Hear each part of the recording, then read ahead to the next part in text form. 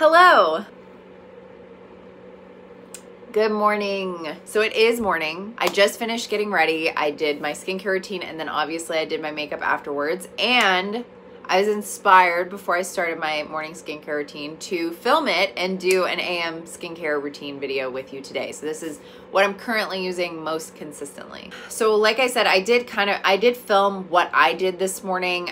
It's going to differ a little bit from what I'm going to talk about in this video because there are a few steps that I didn't include in this particular routine. So I'll just show you what I did this morning and kind of talk over it. But yeah, before we dive in, I'm going to talk about my skin and stuff. So first of all, and most importantly, just because something works for me doesn't mean it will work for you. I try to include that in like pretty much everything I do. I forget sometimes, but that is a point that I want to drive home always. Even if we have the same skin type, that doesn't necessarily mean that we're going to react the same way to the same products, because we all have our proclivities and we all have things that we're sensitive to in addition to that. So just a little bit of background information on my skin, my personal face. I am always combination, but my skin type kind of varies across seasons. So where I live, the weather is insane. We have really hot, humid summers. We have really cold, dry winters. So during the winter, I tend to be more normal mixed with dry. And during the spring and summer and fall, I tend to be more combo normal oily. So right now we're on the cusp of spring. Things are still kind of nippy here at times, but they're also warm at times. We've had, 30 degrees Fahrenheit and 80 degrees Fahrenheit all in the same like 2-day period. So things are a little wacky, but my skin is teetering. It's normal most of the time, but it kind of is leaning a little bit more oily. So we've got that combo oily moment happening. This routine is going to be geared more towards normal and oily skin types, I would say, but a few substitutions would make it suitable for a drier person as well. So a little bit more about my skin. I'm super acne prone. I have very sensitive skin. It's a great combination, let me tell you. And I do think that I have rosacea. With the current climate in terms of, just the way the world is right now, I can't actually go to the dermatologist and have that verified. This is more of a recent like, oh, I think that's what's going on. But it's been going on for years. It was just recently that I kind of put the puzzle pieces together and kind of figured it out. So as soon as I can get to a dermatologist and ask them questions about that, I will. But for now, I'm just including it because I do think that that's an issue I'm dealing with, and that is something that I target with my skincare routine, and that has been a helpful assumption for me, honestly. So anything else? People always ask me to include all this. My main concerns are obviously preventing acne and treating anything that may be on my face in terms of acne. I have some scarring and hyperpigmentation that I like to target, and obviously just overall hydration, keeping my skin balanced, keeping my moisture barrier happy, which that should be a target for literally everyone. I think that everyone's main goal should be keeping their skin balanced and their moisture barrier happy. No matter what else you're actually concerned with, that should be one of your main goals, because keeping your skin hydrated, nourished, and happy is the quickest way to overall healthy skin, right? Okay, so now that I have talked about all of that, I'm just gonna get right into it. I don't think I missed anything, but if I notice something in post when I'm like editing, I will insert myself, as I always do anymore, back from the future. Okay, let's go into it. So there is an optional first step that I actually did not do today, and that is a cleanse, a morning cleanse. So normally during the spring and summer, when I am at my peak oiliness, I have to cleanse in the mornings because I wake up and I feel really oily. But I'm a big proponent of listening to your skin, and there are days when I wake up and I just don't feel like I need to cleanse. I will just, spritz my face with some water and move on. This morning was one of those mornings. I didn't show you the spritzing of the water, but it did happen. But on mornings when I do cleanse, I try to go for something that is very, very gentle, that is not stripping at all. I like to go for something that doesn't have actives in it. I like to go for something a little bit more hydrating, a little bit more on the nourishing side. So my two go-tos at the moment are the Molecular Silk Amino Hydrating Cleanser from Allies of Skin. I feel like this has very non-photo happy packaging because it's so silvery. This one has been a go-to, and also, as always, my Holy Frog Toshmoo Milky Cleanser. I love these. They're both super gentle. They are both hydrating, and they're both perfect for me for morning. They both have a pretty good pH. This is between 5.2 and 5.5, and this is 5.0. Neither of these are stripping. Neither of them are gonna make your face feel tight or itchy. They're just good cleansers that will remove any debris, dirt, oil, whatever from your face face that's excess and leave you with a happy canvas to fill in with all of your extra skincare in the morning. These are also good nighttime cleansers. I'll talk about them more in my PM routine, I'm sure, which will be coming in the next day or two. Okay, so following that, and what is sometimes my step 2, but today it was step 1, I usually use my Paula's Choice Oxalic Acid Booster, the 10% one. This has licorice and salicylic acid in it. This is amazing for acne prone skin. This is amazing for skin that is redness prone, that is sensitive. This is amazing for scarring, hyperpigmentation, pores. This is just a genuinely amazing product. Oxalic acid is a great ingredient. It is so underrated. It is one that I preach about often and I love. I use daily. It is just one of my favorite things in the world. I think that it is excellent, especially for people who have acne prone skin but have adverse reactions to a lot of acne products, you know, like harsher ingredients. This does have a little bit of salicylic acid in it, but it's almost like unnoticeable. It's not drying at all. But if you are averse to something like a 2% BHA like exfoliant liquid or something like that, this is a good option for you. It has similar benefits, similar results, but it's a lot more subtle.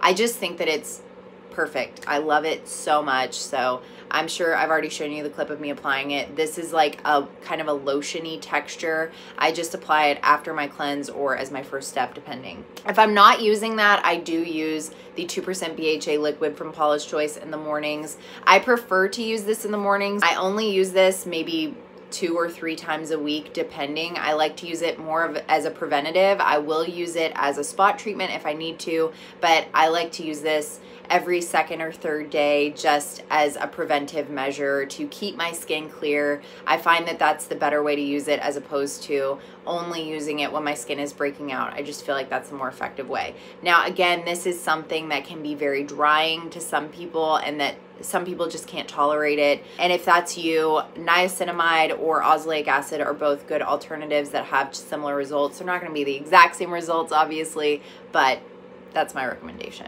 Following that, we really get into the moisturizing routine. Now this morning I used the Beauty Bio Zen Bubble Gel Cream, which is one of my current favorites. I love this so much. I love gel creams for when my skin is feeling oilier. I just think that they're more lightweight and more suitable to my skin. They help with moisture retention and they also help not make me a grease ball, which is beautiful. Gel creams are generally not super suitable for dry skin types, but they are great for combo, normal, and oily skin types. So this is the one that I'm using the most often at the moment, but I also have a couple of others that I'm rotating at the moment. So I'm going to show you those now. As always, Protini. Protini is one of my all-time favorites. I always repurchase this. I always have one on hand because I love it. This one's super versatile. I feel like it can work for a wider variety of skin types as opposed to most gel creams that are more suitable to normal and oily skin types. I've heard of drier people using this and loving it as well. It's just the most luxurious, plumping, beautiful moisturizer. I love it. Another one that's a great option is the Ultra Hydrating Gel Moisturizer from Trader Joe's. This one's only like $10. It's super budget friendly. Obviously there's like an access issue if you don't have a Trader Joe's. It's just super hydrating but super lightweight. It makes my skin feel plump and bouncy. I really love it. This is actually, if it's not completely empty, it's almost empty and I need to get a new one. Yeah, I've got barely any left. So you can tell that this was well loved. And this one's newer in my routine. It's the Pharmacy Daily Greens. I've already made a video about this, so if you want to know more about it, reference that video. And lastly, if I'm feeling drier on a given day, I will use the Milk Makeup Vegan Milk Moisturizer. This is one of the most luxurious, thick, buttery creams ever, and I love it. I'm almost out actually, which is very, very sad. I mostly use this as a night cream, but I do have those odd days where it's frozen overnight and the air's gotten really dry and my skin wakes up feeling dry and thirsty. So if I'm in that situation, I go for this one or the Skin Fix lipid peptide cream, which I'm currently out of, but I have to give it a mention because I love it so much. So if you're on the drier end of the spectrum, you may want to look into something that's more like this, that is a little bit thicker, a little bit richer. The Vegan Milk Moisturizer, La Retro from Drunk Elephant, the Skin Fix lipid peptide cream, all three of those are very rich, they're very creamy, and they will definitely make your skin feel hydrated and happy. Next, eye creams. So right now I'm really only rotating 2 eye creams. This morning I used Cheer Up from Pharmacy, which I absolutely love. This has the lightest texture. It is so bouncy. I don't even know how they achieved such bounce. It's a pink color. It's really cute. It blends into the skin really, really well. It's very soft and fluffy and light. It's a joy to use. It almost feels cooling when you put it on the skin. I don't know how else to explain it. I really like this eye cream. I've used it probably most days recently. And the other one that I rotate through is the Sea Tango from Drunk Elephant, which has been one of my go-tos for a very long time now, like pretty much since it came out. I just love this. It's luxurious, it's buttery, it's silky, it is ultra hydrating and just makes my eye areas feel brand new every time I use it. Next up is SPF. So this is not the specific one that I used this morning. I did use Unseen Sunscreen from Supergoop, but I left the one I have currently open in the other room where I actually did my skincare. I love this sunscreen. It's one of my go-tos. It's a chemical SPF. It has absolutely no white cast, no flashback, no ashiness, no, you know, I don't look like Casper when I'm done. It's just, it's very obviously clear and gel-like. Not everyone loves chemical SPFs. I definitely encourage everyone to do their research on SPF ingredients and figure out what's best for them. I have a mixture of mineral and chemical SPFs that I love, but this is definitely my most used. This is the jumbo size. It's new. It just came out pretty recently, and I already have one because I need backups on backups of this because I go through it like nothing. So I also am always one for putting SPF on my neck. I use a separate one for my neck because I just don't want to blow through my Unseen or my other Supergoop SPFs that I know work well for my face. I don't want to use them up on my neck or other areas of my body that are less sensitive that I can use a more wide variety of products on. I've been using the Murad Oil and Pore Control Mattifier Broad Spectrum SPF 45 on my neck. I've been using this on my neck for quite some time now. I like it. It seems to work really well. It has a pleasant scent. It's nice to use. It blends in really easily. I'm just very picky about what I put on my face, and SPF is one of the things that I'm most picky about. So if I'm breezing through an ingredients list and I see something that I might be a little bit sensitive to or whatever, I just tend to either gift those products or I repurpose them, and I've been repurposing SPFs to use on my neck that I wouldn't necessarily use on my face. That being said, I know lots of people love this for their face. I'm just weird, I guess. And my last step is applying a lip mask. I always use a lip mask in the mornings. I use them at night too, but I always use one in the morning before I put on my makeup just because, I don't know, it's part of my routine. It's part of what I do now. I feel like it gets the day started off nicely. I also feel like it kind of protects me from getting makeup all over my lips when I'm doing my makeup. I don't know why I feel that way. It's probably not founded in anything. It's probably just something that I've made up in my mind. But I actually used the very, very last bit of my Tatcha Kissu lip mask this morning. And I must say, I'm very sad to see this go. I initially didn't like this at all, but it has such a pleasant scent and a pleasant application that I just kept using it. I was like addicted to using it. I used it all day, every day. I didn't just use it as a lip mask, I used it as a balm. And I really do feel like over the course of time using this, that my lips really did improve. So I've loved this so much that I actually am purchasing a new one from the Sephora sale because I can't imagine my routine without it anymore. It comes with the cutest gold spatula. I know that that's a stupid reason to buy something, but I'm not gonna lie to you. The reason that I didn't return it is because of that stupid gold spatula and how cute this was. The product is pink, so it just looked really cute on my vanity, and I just enjoyed using it. There is so much to be said for a product that you look forward to using, and this was one of them. I love the way it smells, I love the way it feels, and I really do feel like consistently using it over a long period of time has improved my lips as a whole. So I can tell you that I did not like this at first, and you might not like it at first too, but you might grow to like it because I really have grown to love it, and I've grown to love it enough to repurchase it actually. So that is my last step in my morning routine before I get my makeup going. Oh, and also when you're SPFing, don't forget your ears. I'm sure I did it in my demo, but just in case you weren't watching or something. Okay, that's it. There you have it. That is my current most consistent AM routine. I say this every time I have a video come out like this, but I test all kinds of products. These are just the things that I'm using most consistently. Okay, am I forgetting anything?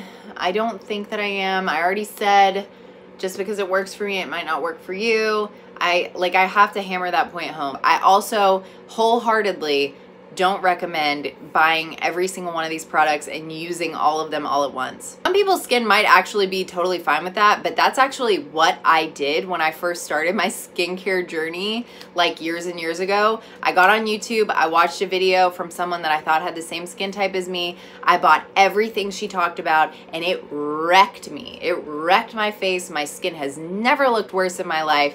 And it was mostly because all of those products together were very bad to put together. They were tons of actives all at once and both in the morning and at night, and my skin type just could not handle that. But also, like, bombarding your skin with an entirely new routine that is largely built on acne products, it's just not a good idea. It's not an intelligent way to incorporate anything. Okay, I'm done rambling. I would love to hear what your favorite part of your AM routine is right now. My favorite part is 100% my oxalic acid. I have just found such comfort in using that. It has helped so much with the redness levels in my face and just the overall appearance of my skin. It has been such a game changer and I've just loved using it. I actually, if you have watched my channel for a while or you've been involved with my content for a while, you'll know that I used to like seriously swear by that product. When it first came out, I used tube after tube after tube after tube, and then I stopped using it because there is oxalic acid in something else that I use and I just didn't think it was necessary anymore, so I stopped using it. And then I reincorporated it a few weeks ago and oh my gosh, the change. Like, I was wrong. It is still necessary. It is still so good. It is one of my absolute favorite products of all time. So yeah, I'd love to hear what your favorite part of your AM routine is down below. And thank you so much for watching. I will talk to you all later. Bye.